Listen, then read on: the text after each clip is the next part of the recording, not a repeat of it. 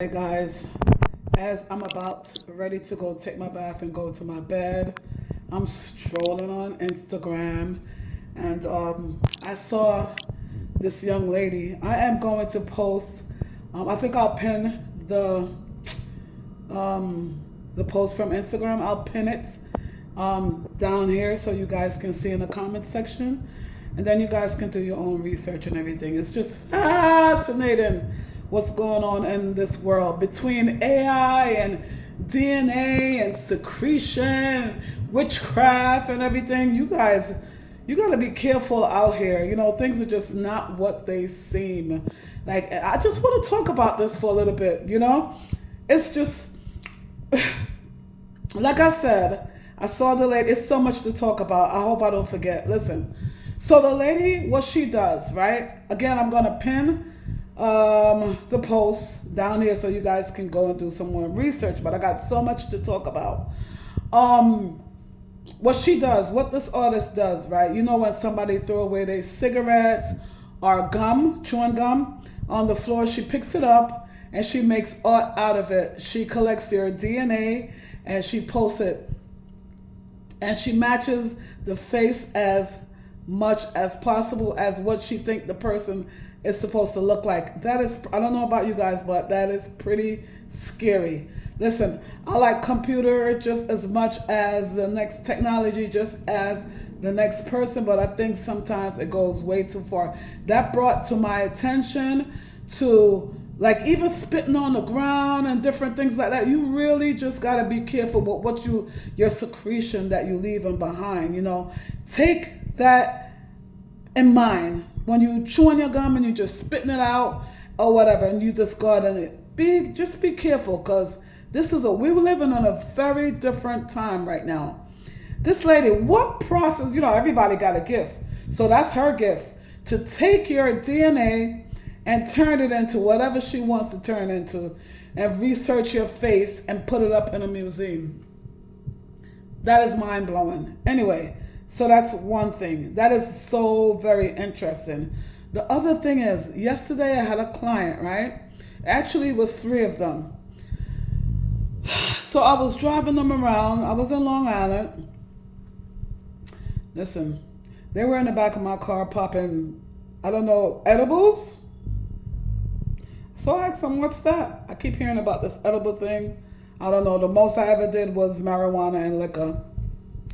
I don't smoke anymore, and I do not miss it. Matter of fact, when I smell people smoking the marijuana, it's so strong now, you know? But everybody have to arrive at their own time. So they were taking edibles, right? And, you know, I just put on a little music for them, I think it was Tina Turner that I put on, you know? And they were just going off, talking about orgies and just stuff. It made me feel like I was out of touch with what's going on in this society. Like, I'm telling you, people are just looking for excitement out here, you know, like they are looking for the next excited thing, you know? So even in like a video on IG, I saw like the bartenders in the bar. They were showing how people spike drinks, you know? And I was like, wow, they were spiking drinks and the people didn't even notice that the drinks was being spiked. And guess what?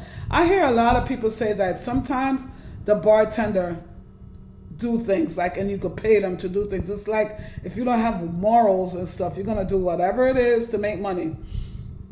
But you know, don't do that, because you don't know how these things could affect people, you know?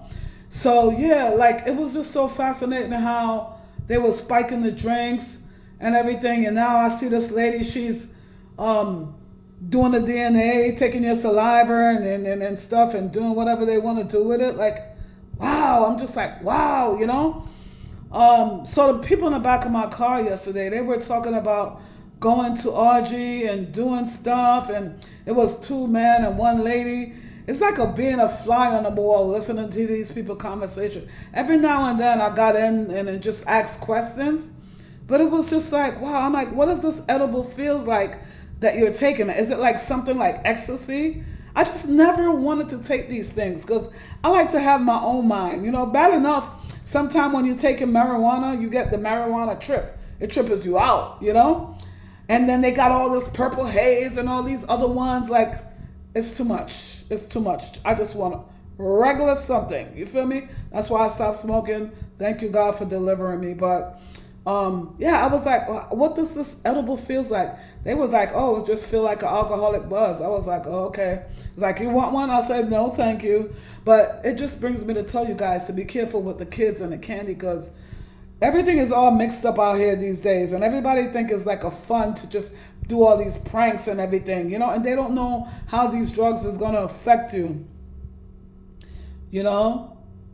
I'm just like, I'm sitting here like, let me come and do this video real quick.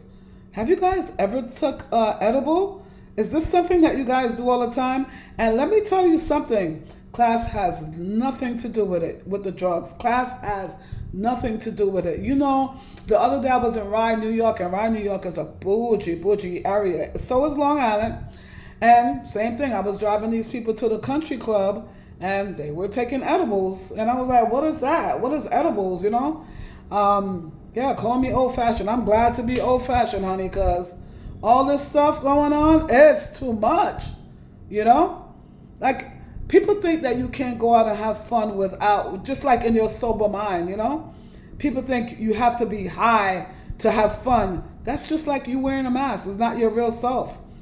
So you telling me if you don't take an edible, if you don't have alcohol, smoke marijuana, or whatever else drugs you want to take, you're telling me that you can't be in your own authentic energy and have fun?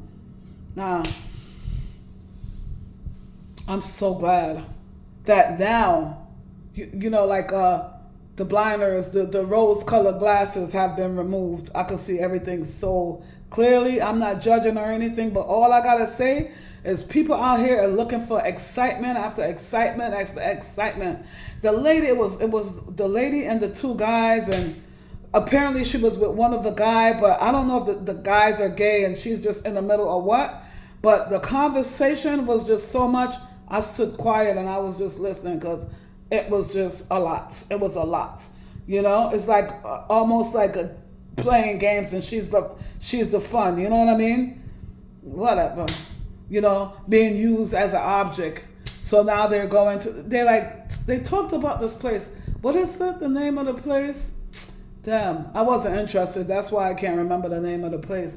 But it's some place that you go and they have like a bath there, and you have to, in order to get in the bath, you got to get naked. It's like a party or something. I'm like, oh God, that is a lot, If that's what you're into, that's what you're into, I used to go to, they have this drag queen place that I really used to like down in the village, and it's like a drag queen show, and they have Hawaiian food, and it was fun. It was fun when I was out there, but now I don't even think it's funny anymore. That's entertainment, And that's how we all have fun, and it's always the next level fun. And then when you do the drag queen show, you need another higher show, the bathtub show and the drug show. Next thing you know, you on marijuana. Next thing you know, you on what do you call it? The one that make you feel sleepy like this.